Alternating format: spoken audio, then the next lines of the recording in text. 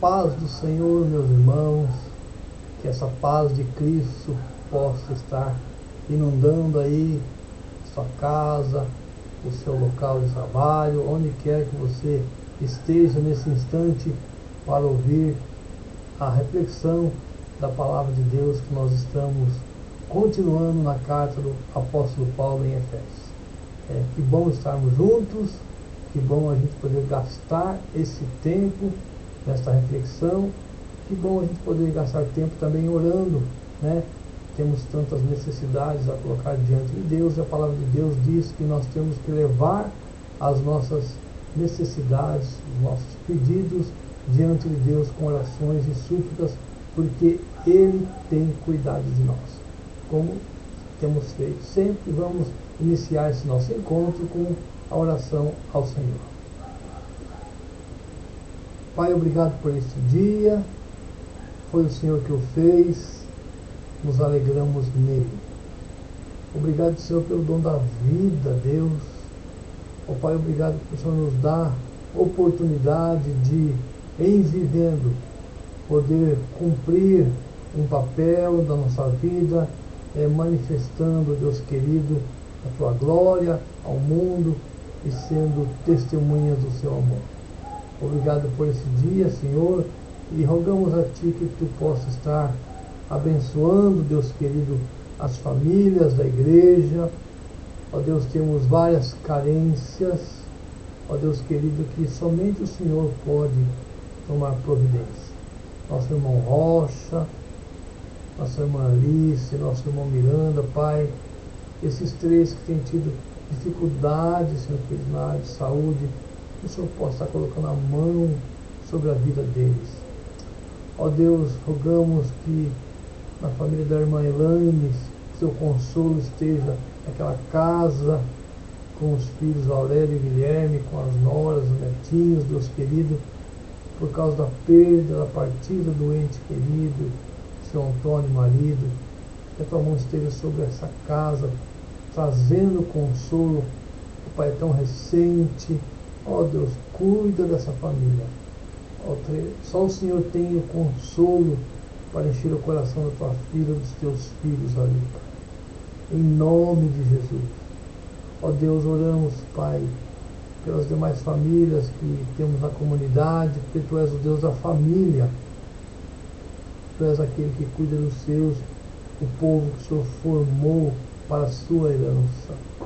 Ó Deus, rogamos pela igreja, ó Deus, a comunidade que o Senhor tem trazido tantas décadas neste local, Deus, para sermos testemunhos do Seu amor nesta cidade. Abençoa o pastor Antônio, a irmã Dalina, Senhor, este casal que tem tomado conta desse campo há tanto tempo, Deus querido.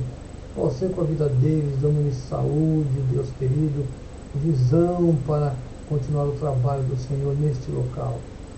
Abençoa, meu Deus, os demais pastores que estão espalhados pelos bairros dessa cidade, para que eles sejam agentes do reino de Deus, para atuar ser uma cidade abençoada. Rogamos pela nossa nação, ó Deus, pelo presidente, seus ministros, os governadores, ó Deus, os prefeitos, os vereadores, que essas pessoas investidas de autoridade possam discernir, Deus, do Senhor mesmo a tua direção para promover justiça. Rogamos também, Pai, ó Deus, pelos governantes de outras nações, para que eles possam estar trazendo justiça também, ó Pai, na autoridade que lhes foi dada pelo Senhor. Ó Deus, não há rei que não tenha sido o Senhor que tenha estabelecido, não há autoridade que o Senhor não tenha estabelecido, permitido que esteja tomando conta como chefe de uma nação. Que eles possam abençoar as nações, aqueles que são mais ricas, que possam abençoar as mais pobres. Ó Pai, entregamos essas questões de maneira breve para o Senhor. Em nome de Jesus. Em nome de Jesus. Meus amados, estudar a Bíblia não é só um privilégio, mas é um requisito vital para a nossa sobrevivência eterna. porque é da Escritura que nós tiramos os princípios que norteiam a nossa vida. Temos estudado a carta de Paulo aos Efésios e quantas coisas temos aprendido a respeito da nossa salvação. Eu achei assim importantíssimo a gente estudar essa armadura, principalmente entendendo que não é a armadura em si, mas é o que antecede a armadura, que é justamente a gente se fortalecer em Deus e na força do seu poder, porque a nossa luta não é uma luta carnal, não é uma luta contra as pessoas, mas tem que ser uma luta contra os pensamentos, os sofismas, os enganos e a astúcia que no mundo espiritual Satanás vai trazendo para nos desviar dos caminhos de Deus.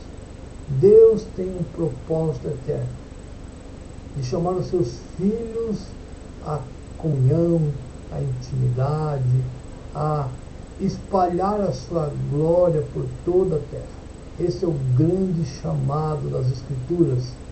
E como a gente já tem falado, a Bíblia só tem um assunto, que é Deus em seu Filho reconciliando, né, toda a criação, a humanidade, para que ela possa encontrar sentido, porque Deus fez a criação para ter sentido, para glorificá-lo. Então, ao ler as Escrituras, a gente vai percebendo, né, que em Cristo e por meio da igreja o mundo pode ganhar sentido. Então é importante, aliás, é imprescindível você conhecer o plano, os propósitos de Deus por meio das Escrituras. E como já falamos, se a nossa luta não é contra carne e sangue, não é contra pessoas, então quem nós enfrentamos? Nós enfrentamos um inimigo espiritual, o diabo. E que quer você creia ou não, isso não vai mudar o fato da sua existência. E não vai mudar o fato que ele veio para matar, roubar e destruir. E o mundo espiritual, embora invisível, ele é real e ele atua. E para isso nós temos que lutar, mas tendo consciência de quem nós somos, a quem nós pertencemos, qual é o poder que opera através de nós, nessa luta contra essa pessoa invisível, mais real, que é o diabo, na nossa existência. Então, se você não acredita, não vai mudar o fato de que ele existe. E se ele de fato existe, nós temos que saber nos defender e também, no momento certo, da forma correta, atacar, como a gente vai aprender nas Escrituras hoje também. Então temos estudado que toda a nossa firmeza nessa guerra vem em função da gente estar fortalecido na obra redentora de Jesus.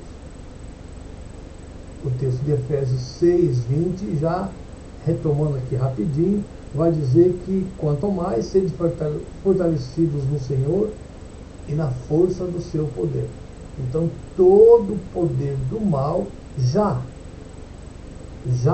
foi vencido. É uma questão passada. Agora, por que a gente sofre tantas coisas hoje?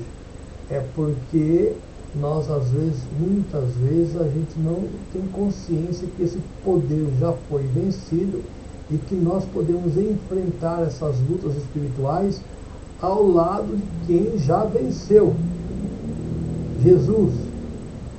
Então só Jesus tem toda a autoridade sobre todo o universo e toda a criação. Andar com Ele, estando nele, é a certeza da vitória. E a partir daí eu vou enfrentar, eu vou ter os confrontos com as dificuldades deste mundo decaído, com as pessoas decaídas, e este mundo invisível, da hostilidade contra Deus e contra os seus propósitos.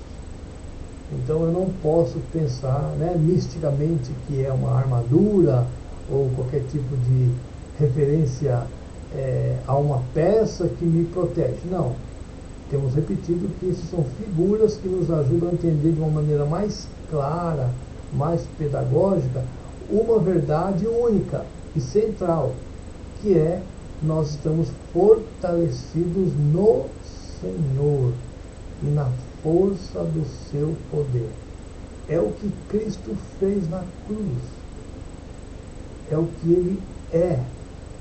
E é a nossa união com Ele. E a nossa intimidade com Ele e consciência de quem Ele é e do que isso significa para nós, que faz que nós sejamos vencedores. Então estamos com Cristo, estamos nele, nos lugares celestiais, ou seja, numa posição de autoridade que Ele ganhou, que Ele conquistou na cruz, porque Ele está acima de toda autoridade. Mas nós lidamos com as questões da terra. Nós somos o corpo de Cristo, nós somos Cristo na terra. E enquanto nós não chegamos à plenitude, nós lutamos, né? Nós enfrentamos as aflições que o Mestre disse que nós teríamos aqui, enquanto não chega à plenitude de todas as coisas, enquanto a manifestação definitiva, né, plena, total da glória de Deus não se manifesta, a gente vai vivendo como que de porções dessa glória, né? O Paulo vai dizer que nós vivemos de glória em glória, sendo transformados como pela imagem do Senhor, pelo Espírito. Então, no caos, na dificuldade que esse mundo está, os filhos de Deus manifestam nessa escuridão luz, e nós vamos brilhando diante das dificuldades. E é claro, as dificuldades impostas pelo príncipe deste mundo, né? O Senhor das trevas, mas nós somos tirados das trevas e transportados para o reino do Filho do seu amor. Nós somos então essa comunidade, esse povo que tem entendimento das dimensões espirituais, que estão conectadas com as dimensões materiais dessa terra. Então, o cristão, presta atenção no que eu vou dizer, o crente não pode olhar as coisas só de uma maneira física ou de uma maneira espiritual, separando os dois mundos. Não. Nós temos que olhar para este mundo de uma maneira concreta, mas ter convicção que tudo que acontece está debaixo de uma ação espiritual, onde o diabo, nosso inimigo, vai tentar nos afastar de Deus, e o Espírito Santo, o nosso guia, nosso consolador, condutor, nosso amigo, vai estar nos fortalecendo, trazendo à nossa memória a nossa natureza, a nossa identidade, o propósito que Deus tem com a nossa vida. Então aqui eu toquei em 3 questões importantíssimas, que é justamente quem nós somos, quem nós representamos e qual que é o final de todas as coisas. Então, quando você tem consciência de quem você é, como você manifesta isso, e a convicção de que aquilo que Deus começou Ele vai cumprir, né? Então é natureza, identidade, propósito. Este é um tema que um pastor chamado Paulo Borges Júnior tem batido com muita ênfase, né? Que o cristão tem que ter convicção da sua natureza, quem ele é. Ele tem que ter convicção da sua identidade, como que ele manifesta isso neste mundo. E ele tem que ter convicção do seu final, do seu destino, do seu propósito, ou seja, aquilo que Deus prometeu, aquilo que Deus definiu segundo o conselho da sua vontade, Ele vai cumprir. Então, amados, é uma questão de convicções. E essas convicções vêm da onde, meu amado? vem daquilo que Deus já estabeleceu e escreveu nas Escrituras para que a gente pudesse, em lendo, em meditando, em estudando, em se apossando, a gente possa viver neste presente século de uma maneira justa, santa e piedosa. Então nós estamos numa batalha espiritual, mas convictos de quem nós somos, convictos do que nós temos que fazer e convictos que a vitória final vai chegar quando Cristo voltar, receber a sua igreja, buscar a sua igreja, e nós estaremos para sempre com o Senhor. Oh, amados, que perspectiva maravilhosa a gente saber que a gente vai chegar lá, porque aquele que prometeu é fiel. Por isso nós podemos ficar firmes, né, na nossa fé, convictos daquilo que Deus falou e que vai acontecer. Então nós trabalhamos a semana passada, né, partes da armadura apenas como um reforço daquilo que é o principal, que é a nossa condição de fé, crendo no que Jesus fez. Então, se nós temos um cinturão, esse cinturão da verdade, estão ali apoiadas todas as questões que dizem respeito à nossa vida com Deus, porque verdade é uma pessoa, é a pessoa de Cristo, que estando escondido nele todos os tesouros, né, de Deus, esses tesouros não são revelados pelo Espírito, estão escondidos no sentido de que nele estão, não porque não temos acesso. Às vezes as palavras nos confundem, né? A palavra diz que em Cristo estão escondidos todos os tesouros da sabedoria, como se fosse uma coisa difícil de se achar. Não, amado, as coisas que o olho não viu, ouvidos não ouviram, não penetrou no coração humano, são as coisas que Deus reservou, preparou para aqueles que o amam. Mas o texto continua dizendo que Deus nos revelou pelo seu Espírito, porque o Espírito penetra as coisas de Deus. Então, em Cristo estão os tesouros, e pelo Espírito nós podemos chegar lá. E Cristo é a verdade. Então nós temos que estar o quê? Abraçados com a verdade. E abraçado com a verdade, nós teremos acesso aos tesouros da sabedoria e do conhecimento de Deus. E com esse cinto abraçando, né, como parte da armadura, estamos abraçados pela verdade, temos acesso às outras coisas, ou às outras peças da ferramenta, ou da vestimenta que Deus nos dá. Então, que verdades que são importantes para a gente saber? A couraça da justiça. Então, nós falamos semana passada daquela peça que cobre o peito aqui onde está abrigado o nosso coração, e a ideia aqui é mostrar que a nossa justiça é Cristo de fato, e nosso coração tem que estar protegido no sentido de não ter nenhum sentimento de culpa quando nós temos algum acidente e erramos, mas o nosso coração tem que estar purificado da má consciência. Então, é não deixar com que o acusador nos faça lembrar de coisas que Deus não quer que a gente se lembre. Então, o que você tem que lembrar? Que Deus te salvou e nenhuma condenação há. Que você anda em novidade de vida. E se, condicional, e se você se acidentar, fale com um advogado, que é o Pai, que enviou o Espírito, e o Paráclitos de Deus, aquele que está chamado, vai estar ao seu lado, vai perdoar os seus pecados e te colocar numa condição de justiça.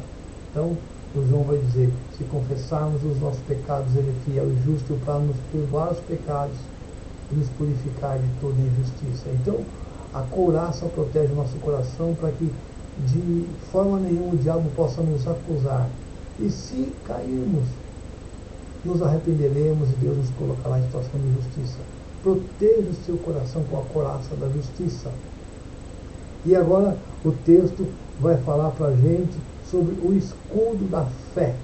Efésios capítulo 6, verso 16, embraçando sempre o escudo da fé com o qual poderemos apagar todos os dados inflamados do maligno.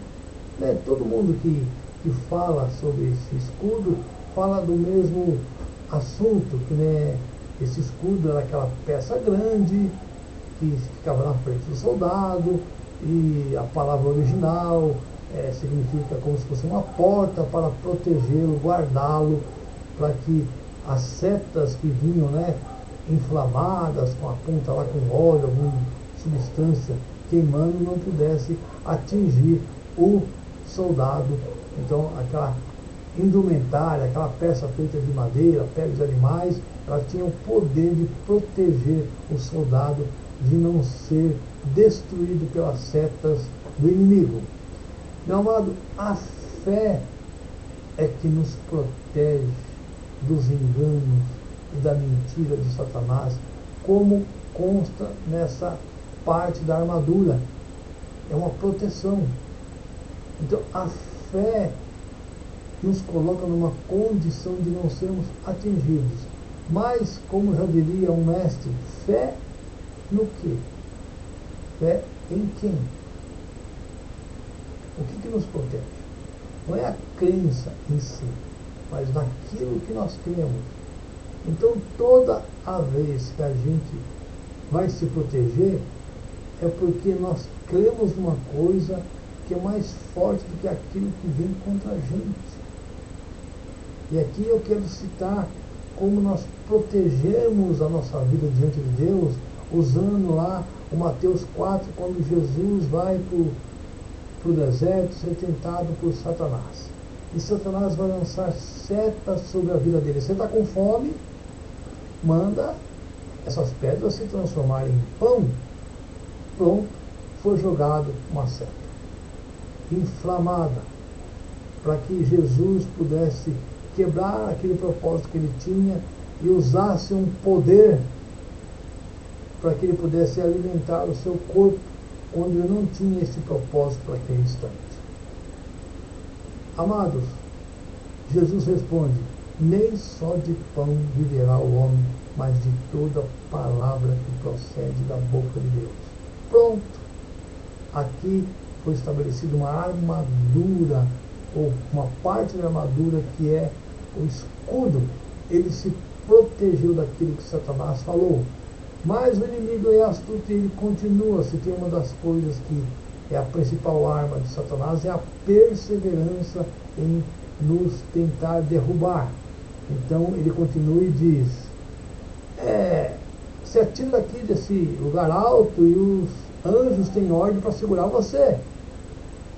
E Jesus falou para ele: não tentarás o Senhor teu Deus.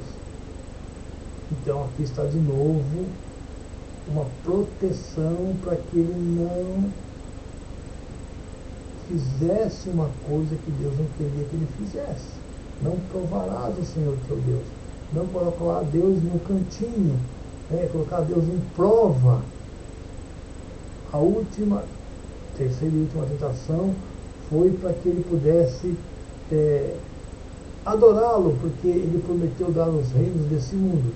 Então Jesus diz: retira-te, Satanás, porque está escrito: ao Senhor teu Deus adorarás e somente a ele servirás. Então o texto de Mateus 4, que fala da tentação, vai nos ensinar que a maior proteção que nós temos é justamente a palavra de Deus no nosso coração.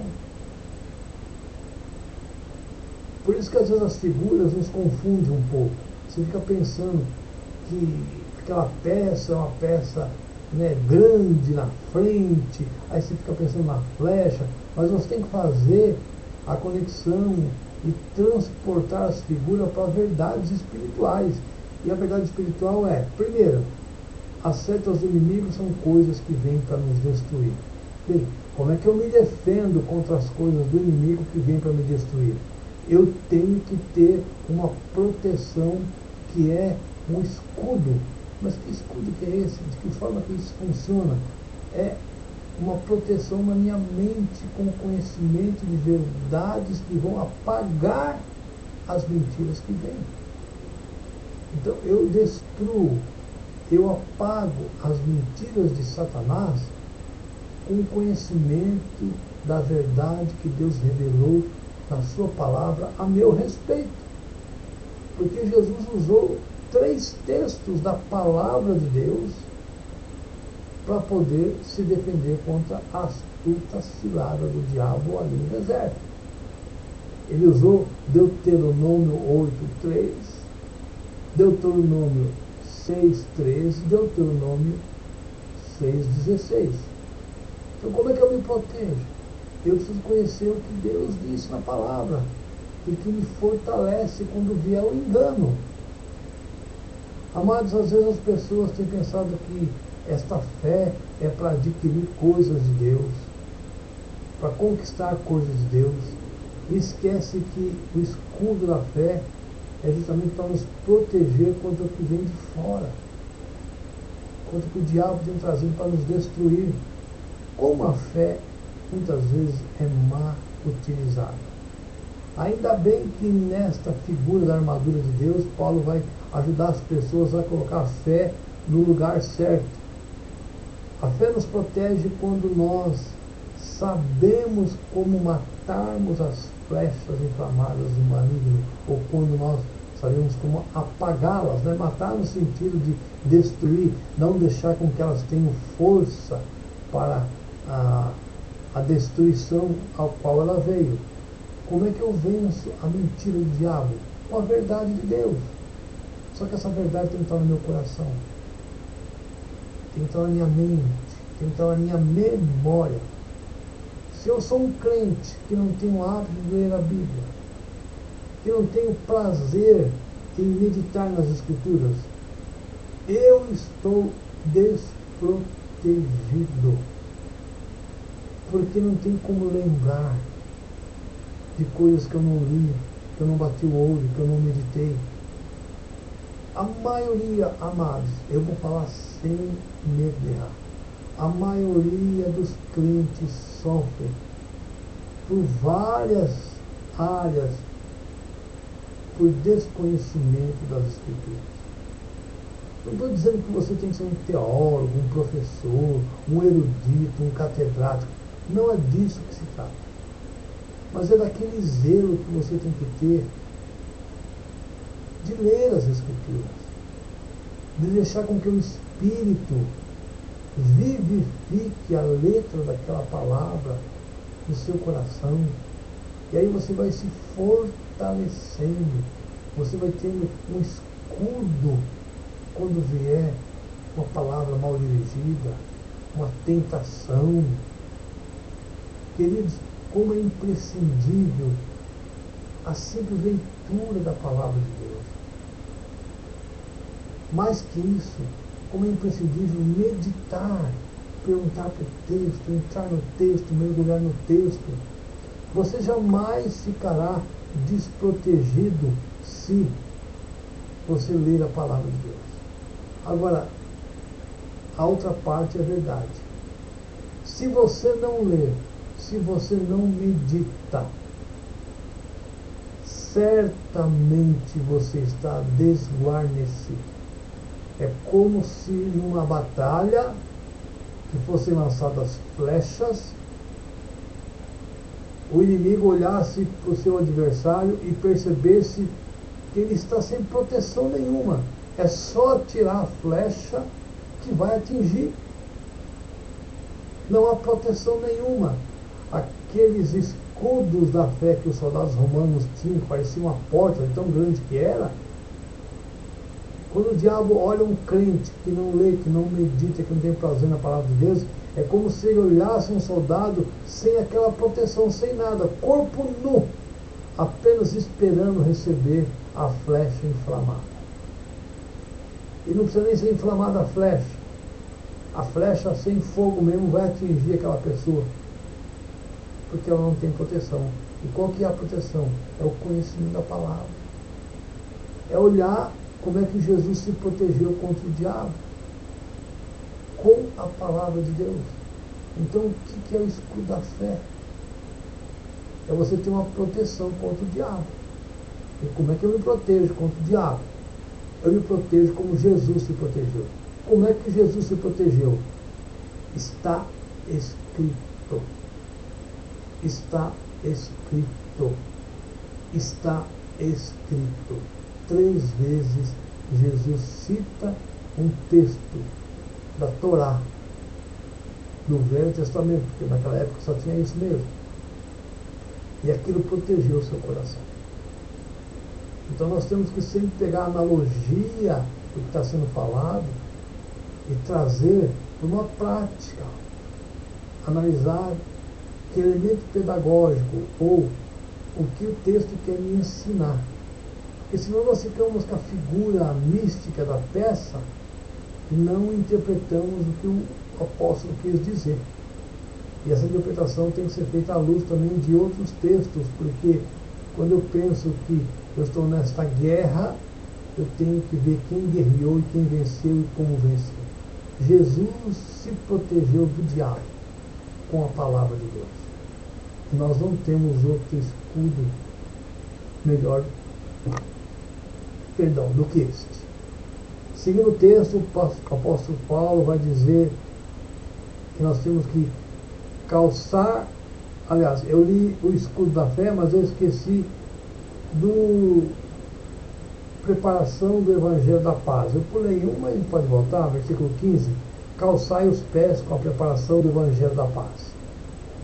Autores têm dito que os soldados tinham um tipo de sapato de couro que era para proteger um trecho que eles tinham que caminhar. Alguns autores dizem que o trecho poderia ser colocado algum tipo de espinho, ou algum tipo de pedra, ou algo que dificultasse o desbravar do soldado naquele caminho.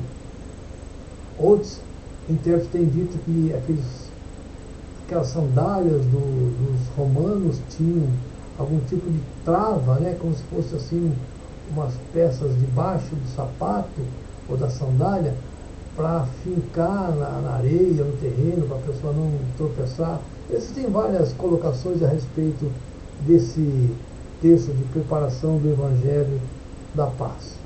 Mas me parece que o que está em colocação aqui, que preparação e calçados tem a ver com sua postura de levar, de encarar, de ir para frente, né?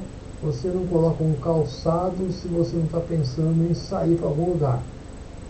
Então, nós somos aquelas pessoas que temos que sair para um lugar. E sair para um lugar significa que nós vamos fazer alguma coisa. O que nós vamos fazer? Uma vez que nós estamos calçados, né? Quando você fica em casa, você pode estar com chinelinho ou descalço, mas se você vai ao mercado, se você vai sair, se você vai para um outro lugar assim, que necessita uma proteção melhor para o seu pé, você põe um calçado. Mas a ideia é que você sai para algum lugar para fazer alguma coisa. Nos preparar com o Evangelho da Paz significa que cada um de nós temos que sair.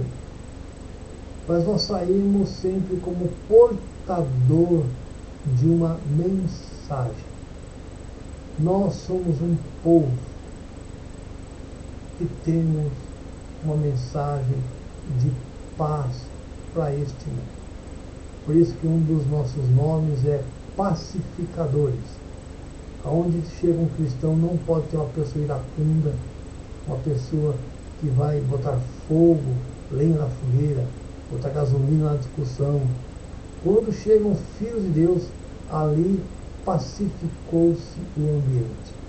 Se nós sairmos, e devemos sair, se estamos preparados com os calçados, né, o Evangelho da Paz, se nós calçamos os nossos pés,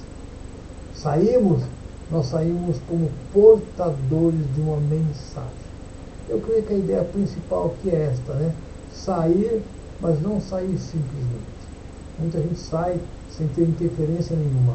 um cristão autêntico, um discípulo de Jesus, aonde quer que ele sair com seus pés calçados, com a preparação do Evangelho da Paz, ele é um sinal do reino de Deus aonde ele chegou.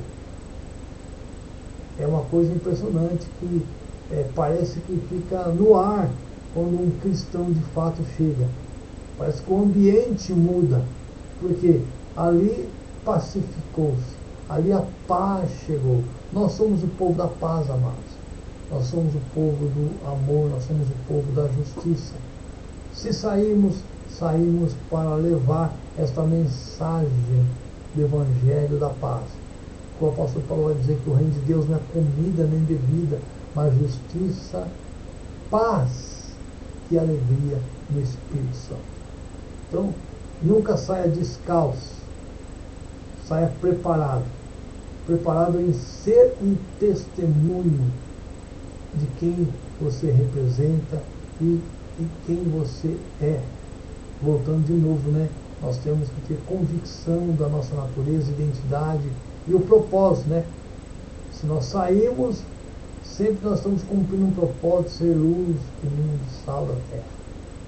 Nunca saia à toa. Saia para ser uma luz, saia para levar uma mensagem, saia acima de tudo para ser uma mensagem às pessoas. Então eu li agora o versículo 15 e agora eu estou no versículo 17, porque o 16 nós já olhamos o escudo e agora o 17 é o capacete da salvação.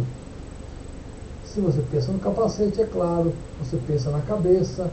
Se você pensa no capacete olhando o soldado romano, você pensa que ele tem que estar protegido na sua mente. E nós vamos circular, vamos cair sempre nas mesmas coisas, amados.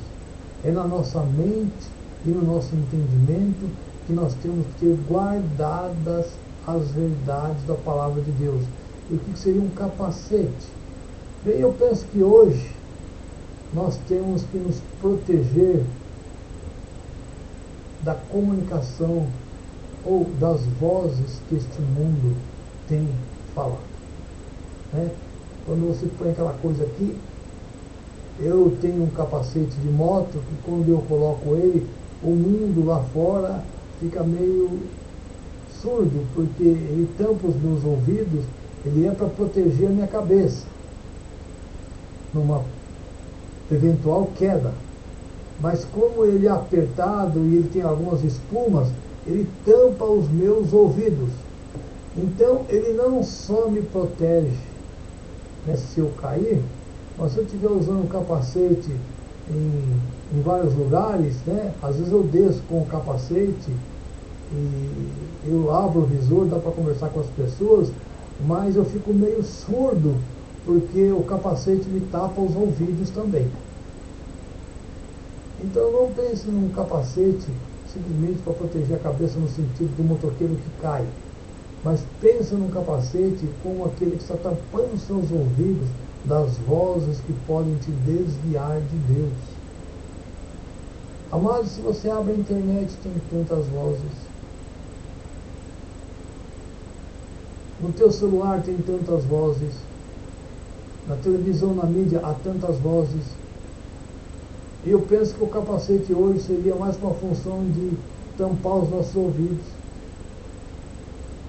para que a gente não ouça tantas vozes.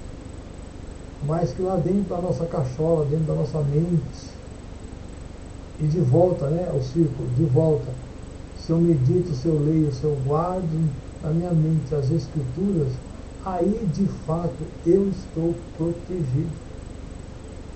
Capacete como aquela coisa que vai tampar os meus ouvidos, não proteger a parte física da cabeça, simplesmente, mas um capacete que tem essa propriedade de, ao apertar os meus ouvidos, eu ficar um pouco liberto, livre, alheio a tantas vozes deste mundo.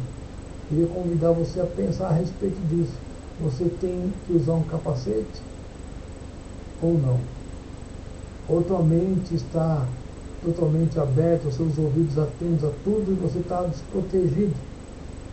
E esse capacete, irmãos, é um capacete invisível. É um capacete que você pode estar usando todo dia sem ninguém ver. Quando eu coloco meu capacete, ele é preto, ele é grande, ele é enorme. É impossível não me ver com o capacete. Mas o teu capacete, ele é um capacete invisível, porque é uma atitude que você tem que tomar de não estar ouvindo aquilo que não te traz edificação. Na verdade, o teu capacete é uma decisão. O que você vai ouvir ou deixar de ouvir? Sua mente está protegida? Quero deixar você com esse desafio. Proteja sua mente com a decisão de não ouvir coisas que não vêm de Deus, que não edificam. Mais uma parte da armadura, a espada do Espírito, que é a palavra de Deus. Percebeu? Estamos sempre girando em torno das mesmas coisas.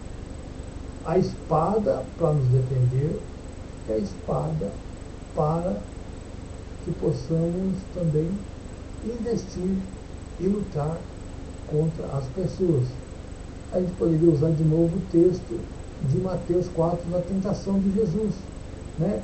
Nós pegamos a espada, porque uma espada serve para quando alguém ataca você, você põe na frente e você se defende da espada do outro, da luta do outro. Mas a espada também é para atacar. E a palavra de Deus, irmãos, ela serve para ambas as coisas. Nós viramos e trabalhamos praticamente um tema só, que é estarmos fortalecidos em Deus, na sua verdade, na sua pessoa, na sua palavra. E é assim que o soldado cristão vence, né? Eu tenho espada, eu tenho escudo, eu tenho capacete, eu tenho cinturão da verdade, eu tenho couraça da justiça, e todas essas coisas eu faço como, amados? O texto de 18 vai dizer, com toda oração e súplica, orando em todo o tempo no Espírito. Então é na oração que nós buscamos de Deus sensibilidade, desejo, inspiração para estar meditando, lendo, sendo um soldado de verdade, porque é na oração que nós nos comunicamos com Deus. Então, se você tem vontade de ler ou não tem, não importa, leia. Se você tem vontade de ir na igreja ou não tem, não importa, vai sem vontade. Oração é uma guerra. Normalmente o nosso corpo não quer orar, a nossa mente não quer se submeter à palavra, às coisas de Deus. Aqui está uma grande batalha. E você tem que vencer isso com Deus. Esse é o grande desafio do cristão, porque existem batalhas que ele tem que ter consciência que é ele e Deus. Não tem como lutar essa luta por você. É você que tem que se fortalecer em Deus. É você que tem que ter consciência dessas verdades que a palavra coloca. É você que tem que, no seu quarto, na sua vida, ter um compromisso de devoção a Deus. É claro que quando nós nos juntamos na comunidade, isso fica mais celebrativo, fica mais gostoso. Mas quando nós saímos do seio da comunidade, do culto da celebração, você, em certo sentido, está sozinho para ser responsável pelas suas ações. Porque você não vai deixar de estar em luta.